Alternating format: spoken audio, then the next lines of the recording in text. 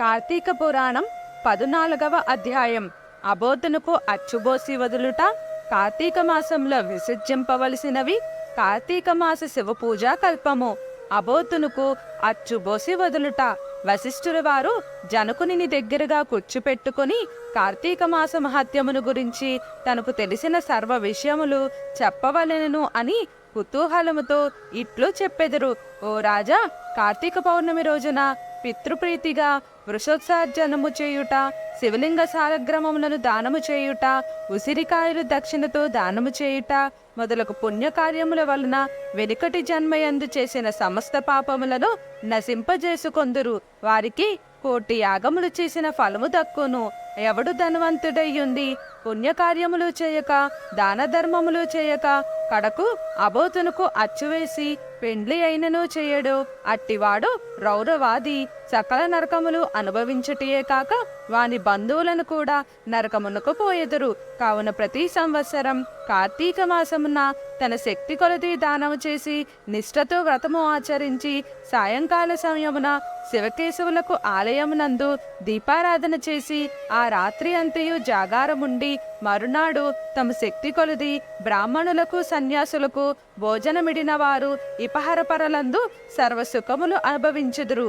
కార్తీక మాసంలో విసర్జింపవలసినవి. ఈ మాసమందు పరాన్న భక్షణ చేయరాదు, ఇతరుల ఎంగిలి ముట్టకూడదు, తినకూడదు, శ్రాద్ధ భోజనం చేయకూడదు, నీరుల్లిపాయ తినరాదు, తిలదానం పట్టరాదు, శివార్చన సంధ్యావందనము చేయని వారు వండిన వంటలు తినరాదు. పౌర్ణమి, అమావాస్య, సోమవారం నాడు సూర్యచంద్రగ్రహణపు రోజుల యందున భోజనం చేయరాదు. కార్తీక మాసంన నెల రోజులు కూడా రాత్రులు భుజించరాదు. విధవ వండినది తినరాదు.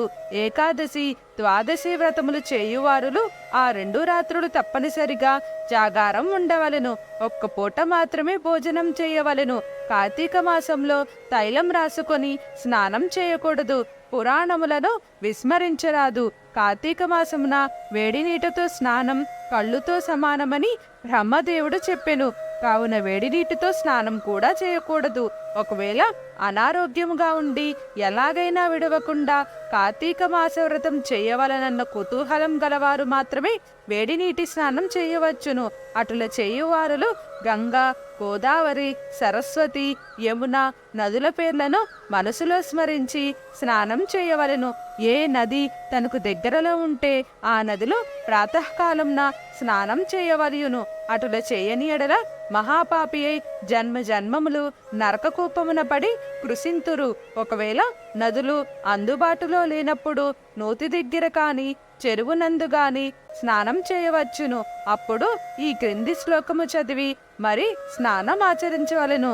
గంగే యమునే చైవ గోదావరి సరస్వతి నర్మదా సింధు కావేరి జలేస్మిన్ సన్నిధం కురు అని పైన తెలిపిన శ్లోకం పఠించుచు స్నానం చేయవలయును. కార్తీక మాస వ్రతం చేయువారు పగలు పురాణ పఠన శ్రవణం, హరికథా కాలక్షేపములతో కాలం గడపవలెను.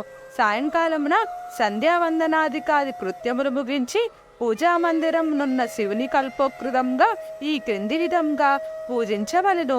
ఈ ప్రకారముగా కార్తీక మాసమంతయు పూజించవలెను. శివసన్నిధిని దీపారాధన చేయవలెను. ఈ విధముగా శివ పూజ చేసిన ఎడల ధన్యుడగును. పూజ అనంతరం తన శక్తిని బట్టి బ్రాహ్మణులకు సమారాధన చేసి దక్షిణ తాంబూలాది సత్కారములతో సంతృప్తి పంచవలను. ఇట్లు చేసిన వారు 100 అశ్వమేధ యాగములు చేసిన ఫలము, 1000 వాజపేయ యాగములు చేసిన ఫలము కలుగును. ఈ కార్తీక మాసము నెల రోజులు బ్రాహ్మణ సమారాధన, శివకేశవుల సన్నిధిని నిత్య దీపారాధన, తులసి కోట వద్ద కర్పూర హారతులతో దీపారాధన చేసిన ఎడల వారికి వారి వంశీయులకు పితృదేవతలకు మోక్షం కలుగును. శక్తి కలిగియుండి కూడా ఈ వ్రతము ఆచరించని వారు 100 జన్మలయందు నానా యోనిలయందున జన్మించి తరువాత నక్క, కుక్క, పంది, పిల్లి, ఎలుక మొదలగు జన్మలెత్తుదురు. ఈ వ్రతము శాస్త్రోక్తకంగా ఆచరించిన ఎడల 15 జన్మల యొక్క పూర్వజ్ఞానం కలుగును.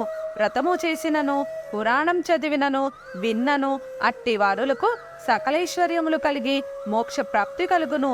ఇట్లు స్కాంద పురాణాంతర్గత వశిష్ఠ ప్రోక్త కార్తీక మహత్యమందలి 14వ అధ్యాయ 14వ రోజు పారాయణము సమాప్తము. స్వస్తి.